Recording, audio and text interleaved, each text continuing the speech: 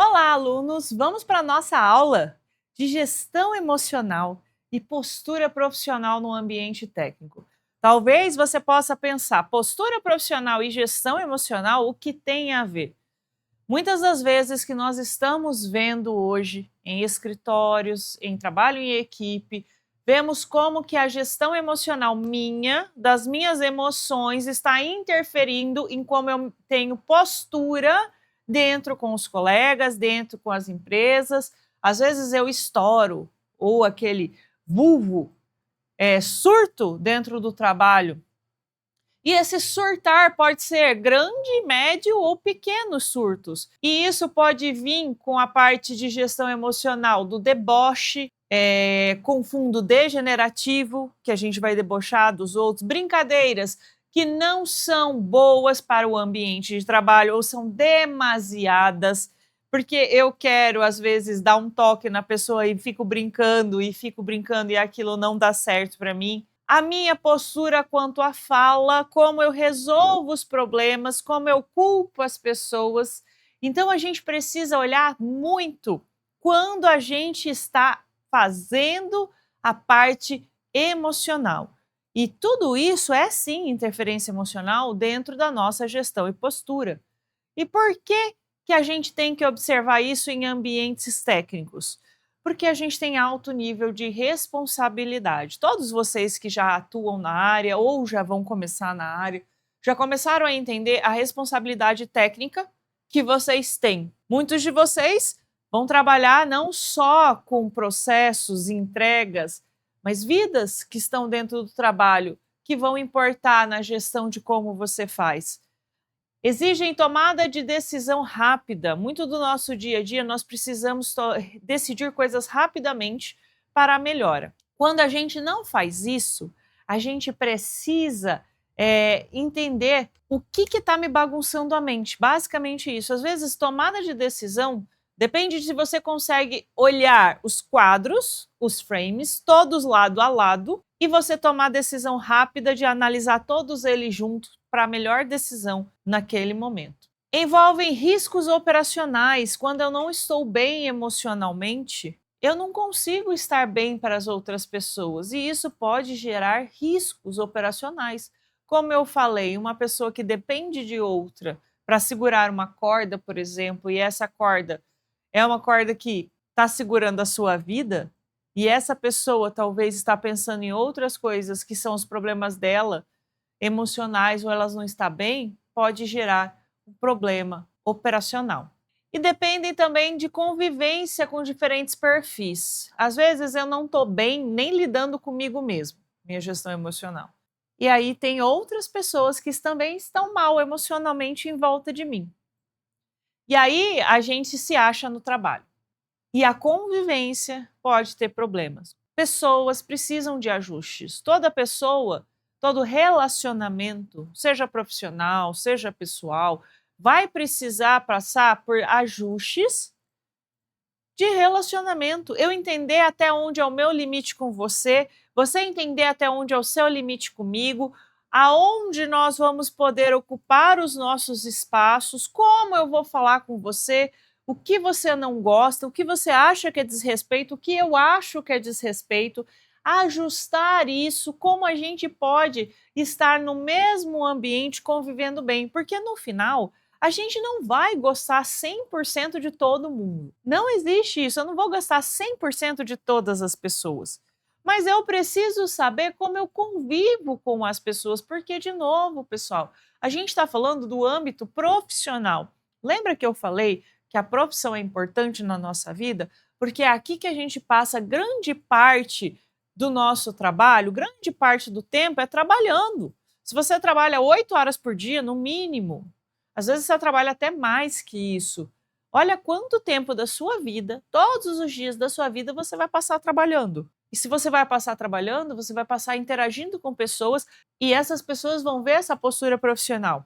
Por isso que está ligado à postura profissional, como eu me coloco no dia a dia das empresas.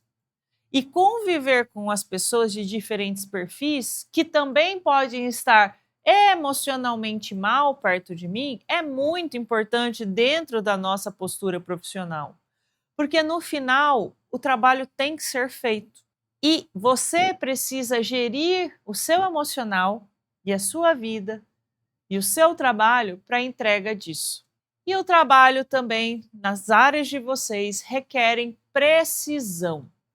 Eu tenho que ser preciso, eu tenho que fazer cálculos precisos, eu tenho que entregar números corretos, eu tenho que fazer aquilo de maneira clara, eu não posso errar, basicamente. A gente sabe que o ser humano erra, e talvez seja bem importante a gente checar tudo 2 vezes, mas a gente precisa trabalhar para ter o mínimo de erros possíveis, principalmente quando a gente está falando de erros que podem impactar de maneira grave todo o ecossistema do trabalho, que podem gerar riscos à vida das pessoas, riscos de perdas monetárias e riscos operacionais que atrapalhem e façam o retrabalho de todo o processo. O cérebro estressado não pensa bem. Quem aqui sempre já usou aquela frase: "Ai, não estou bem, estou estressado"? Realmente, gente, o estresse, se você for ver neurologicamente, o hormônio do estresse é cortisol. Então você vai aumentar ele no seu cérebro quando você está estressado. E aí a gente precisa mesmo nivelar como a gente se sente para melhorar isso, porque quando a gente está estressado, o estresse, ele é emocional, pessoal, não é racional. O estresse vai estar ligado à emoção, por exemplo, você está sentindo frustração, você está sentindo raiva, você está sentindo rancor, nojo, são todas emoções nossas, humanas, que estão sendo processadas pela sua amígdala. Então, quando você está num estado emocional, dificilmente você está acessando o seu lado cognitivo, o seu lado racional, que está na sua área de neocórtex, de córtex. Então, a gente precisa entender que quando eu não estou bem emocionalmente, isso interfere sim na minha vida, na minha racionalidade de ver a coisa que eu estou olhando. É basicamente assim, para quem de vocês está me assistindo e fala, não concorda comigo, ah não, eu não sou ser um emocional, porque eu não fico chorando por aí, e eu não estou falando que seres emocionais são seres que choram somente, o choro é uma coisa natural, biológica nossa, mas o que eu estou falando aqui é que as emoções dominam os nossos comportamentos, e é isso que define a gente como seres emocionais. E pensem bem, se eu estou bem, eu quero fazer tudo. Se eu estou mal, eu não quero fazer nada. Por isso que a depressão é uma doença tão real e ataca tantas pessoas na vida. Então a gente tem que entender que esse emocional vai trazer muito, muito, muito resultado dentro dos meus comportamentos contínuos. E os gatilhos emocionais comuns do mercado técnico. O estímulo, alguém te pressiona. Quem hoje não vive o dia a dia com alguém falando de prazos? Cadê a entrega? Ah, eu preciso de resultados. Você não entrega resultados. Eu preciso disso todos os dias. Então, alguém está sempre nos pressionando. Então, isso pode ser um gatilho emocional dentro da gente. Interpretação. Estão duvidando de mim. Às vezes, do jeito que a pessoa fala comigo, eu acho que a pessoa está duvidando de mim. Até mesmo se a pessoa está fazendo um backtrack, um alinhamento, ou se ela está reafirmando processos para que eu já sei, eu levo, olhando para mim, eu olho e parece que a pessoa está duvidando de mim, aí eu interpreto como agressividade. Às vezes a pessoa só está reafirmando informação. Ela está falando novamente, ela está cotejando a informação. Emoções, raiva, medo, ansiedade, eu já falei aqui, elas vão ser processadas na amígdala e elas vão estar gerando alguma coisa ali e elas são acionadas por gatilhos, essas emoções, né? Alguém fala alguma coisa, você fica com raiva. Alguém faz algo, aquilo te frustra. Comportamento, responder mal, travar, evitar o convívio com as pessoas, evitar de falar, porque quando eu não gosto de alguém, o que acontece? A pessoa olha e já não quer nem interagir com o outro, Não me venham falando sobre isso. A gente quer até evitar lugares que a pessoa está. Briguei com uma pessoa, não quero nem ver na cara. Mas isso não é um comportamento sadio. Eu evitar de ver as minhas emoções não é um comportamento sadio. Eu preciso aprender a gerir as minhas emoções. Como eu vou lidar com as outras pessoas e as minhas emoções no mesmo contexto. Não é só responder mal, travar, evitar. Porque lembre-se, a gente está falando de um âmbito profissional, então eu tenho que ser profissional. Quando eu não controlo as minhas emoções dentro do âmbito profissional, eu estou sendo uma pessoa que não é profissional. E isso é um fato, gente. Pode ser duro, pode ter gente que não vai gostar disso quando ouvir isso, mas precisa ouvir. Por quê? Porque a gente precisa entender que profissionalismo está ligado à postura e isso está ligado sim ao nosso estado emocional. Você não controla o estímulo, mas controla a interpretação e a resposta. Tudo que a gente vem falando aqui vai ter o dia a dia que é o descontrole. Coisas vão acontecer no dia a dia de todos vocês que estão nos assistindo. E vão ser coisas boas e vão ser coisas ruins também. Agora, o que vai diferir é como você vai controlar a interpretação e a resposta. Às vezes, a pessoa chegou e falou: a pessoa falou mal de mim. E eu vou lá e eu vou tirar satisfação com essa pessoa. Eu nem sei se é verdade isso. Eu nem sei o porquê isso aconteceu. Às vezes eu só tenho que olhar, tá bom, ok, todo mundo tem direito a não gostar de mim. E simplesmente não tirar satisfação, só viver e deixar as pessoas mudarem a visão que elas têm sobre você. Estar bem emocionalmente é saber como gerir e saber não ter impulsos sem você se questionar antes como você pode tomar a mesma atitude. Porque lembre, a gente tem o nosso consciente e o nosso inconsciente.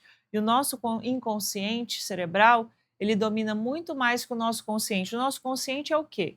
É quando a gente pensa para falar, a gente pensa para fazer. Agora, tem muitas coisas que eu faço no impulso, em comportamentos impulsivos. E isso vai ser dado pelo seu inconsciente também, comportamentos, partes repetitivas, o que você sempre faz. Já colocou todos os dias a chave em um mesmo lugar? E aí você tira a chave desse lugar, o que acontece na sua vida? Você fica perdido. Isso acontece porque o fato de você estar colocando a chave todos os dias no mesmo lugar é inconsciente seu. Quando você mexeu e trouxe para o consciente, você tem que pensar onde está a chave, aquilo te causa um transtorno, porque eu já não sei aonde está a chave. 5 pilares para a gente cuidar da nossa postura profissional, além dos nossos gatilhos, né, emocionais. Pontualidade e confiabilidade. Pessoal, pontualidade é uma coisa que é muito vista em profissionais hoje em dia. É crucial. Eu tenho que ser pontual. Pontual não só na chegada nos ambientes, mas também na entrega do meu trabalho. Se eu tenho datas para entrega de projetos, eu tenho que ser pontual com essas datas, porque isso também gera a confiabilidade, porque eu sei que para escrever um projeto X eu levo 3 dias. Quando eu sei da minha capacidade produtiva como pessoa, eu mostro confiabilidade naquilo que eu faço, naquilo que eu sei entregar. E as pessoas sabem que ela pode contar com você e contar com o seu trabalho. Elas sabem que você vai sempre estar lá no mesmo horário, sabe que você não vai se atrasar, que você não vai atrasar projeto, que você não vai atrasar projeto sem avisar a sua equipe. Isso gera pilares de confiabilidade. Não é ser a pessoa perfeita, mas é fazer uma entrega profissional com uma postura em que as pessoas confiem em você. Comunicação objetiva. Nós temos que nos comunicar com objetividade de por que eu vou falar com essa pessoa aquilo que eu vou falar. Aquilo que eu não preciso falar, que é desnecessário, eu passo, eu nem me comunico com aquela pessoa daquela forma. Responsabilidade assumida. Eu já falei aqui em algumas aulas e vamos reforçar agora. Autorresponsabilidade. Eu assumir a minha parte no erro. Eu assumir que eu tenho parte daquilo. Eu não querer jogar só o outro. Só o outro fez o erro, só aquilo errou. Não. A minha responsabilidade dentro do processo é importantíssimo, porque eu preciso aprender com isso. Para eu aprender, eu só aprendo quando eu assumo que eu poderia ter feito algo melhor. E eu preciso ter essa responsabilidade assumida todos os dias profissionalmente. Não só na posição de liderança, mas com a posição de colaborador de projetos. Respeito aos colegas e liderança. Respeito é muito importante. Às vezes eu até brinco que respeito, se está sendo fácil para você, é porque você está fazendo errado. Respeito não é eu concordar com o outro, mas é, às vezes, eu diferir do pensamento do outro, entender que aquilo que o outro está pensando eu não compactuo, mas mesmo assim eu vou respeitar que ela vive, que ela pensa daquela forma. Eu não preciso te entender, mas eu preciso te respeitar. Ah, mas eu não posso falar uma coisa para a pessoa se aquilo traz mal ao grupo? Mas antes de eu tentar ajudar essa pessoa, eu preciso respeitar a visão de mundo dela. Eu não posso querer só colocar uma nova realidade em cima daquilo que ela tem. Eu preciso questionar ela para que ela mesma faça isso, ela faça um outro viés daquela realidade, para que ela expanda o pensamento. O grande erro nosso, quando a gente tenta mudar as pessoas ou tenta trazer mudança de pensamento, é porque eu quero bater de frente, eu quero esmagar aquilo que a pessoa pensa. Eu não levo em consideração o mapa de mundo dela. E aí é vão, porque eu não mudo ninguém. Cada pessoa muda a si mesmo. Mas primeiro eu preciso respeitar o mapa de mundo da pessoa, entrar nesse mapa de mundo para poder ajudar a pessoa no processo de mudança. Autocontrole e pressão. Todos os dias você vai ter problema no trabalho, problema em casa, problema na vida, problema de entrega, frustração, não estou bem hoje, aconteceu isso, o trânsito me chateou, que você vai estar pressionado o tempo todo.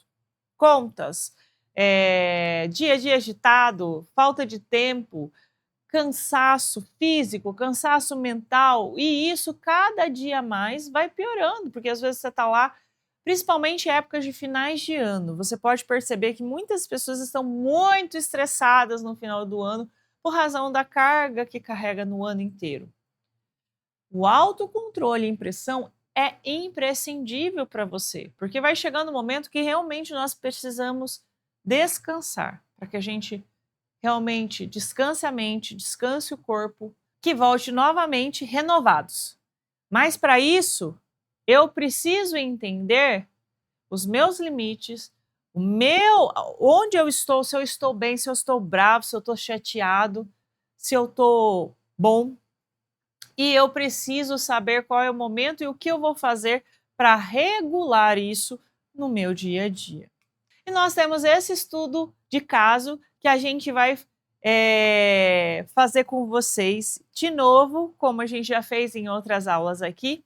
Eu quero que vocês já anotem no seu caderninho, então, né, vocês vão ter um tempo que vocês podem travar a tela, então pega o caderno e a caneta, né, e vão escrever isso para mim. Nosso mini estudo de caso é, pega lá o papel e a caneta e trava para a gente fazer juntos. Agora que você já está com o seu caderno, o Igor é engenheiro civil. O Igor recebeu um feedback sobre um cálculo que precisava ser revisado. Ao invés de analisar, ele interpretou como ataque pessoal e respondeu de forma ríspida. O clima azedou, o líder se afastou e o Igor ficou marcado como difícil dentro da equipe. A revisão era simples e o impacto emocional foi grande. Eu quero que agora vocês escrevam para mim a sua versão disso, no seu caderno mesmo, sobre como que a gente reage quando a gente precisa fazer um feedback de cálculo. Será que eu olho para aquilo e falo, não, eu não posso ter errado? Ou não, será que a outra pessoa está me julgando? Trava a tela e escreve isso agora. Agora que você já escreveu, eu quero que você também faça a seguinte reflexão escrita. Nesse caso do Igor, quais que seriam, vamos dizer, os gatilhos emocionais que causaram isso dentro dele? Para a gente poder pensar, ele estava estressado, ele estava com raiva. Trava a tela e escreve isso aí na sua resposta. E agora, a nossa última pergunta, eu quero que você olhe para esse caso e você diga, escreva ali o que o Igor poderia ter melhorado na hora de receber o feedback. Eu quero que vocês escrevam a fala do Igor, que ele poderia ter dado para esse gestor que pediu para ele revisar os cálculos dele. Trava a tela e escreve isso agora.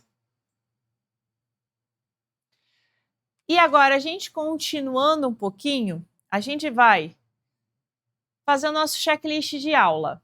Falamos aqui, então, hoje de entender os meus gatilhos emocionais. Todos nós, no nosso dia a dia, vamos ter gatilhos emocionais para aquilo. Por exemplo, uma pessoa me cortar no trânsito me deixa brava. O que acontece no meu trabalho que me deixa brava? O que é a falta de entrega de é uma frustração? Eu não consigo entregar meu trabalho porque ciclano não trouxe para mim. Qual é a emoção que isso me traz? Entenda quais são os gatilhos emocionais que são gerados dentro do seu dia a dia. A pergunta para nós é: sei como reduzir impulsividade ou não? Isso aqui fez isso. Então faça você. Eu não vou mais ajudar. Não ajudo quem não precisa.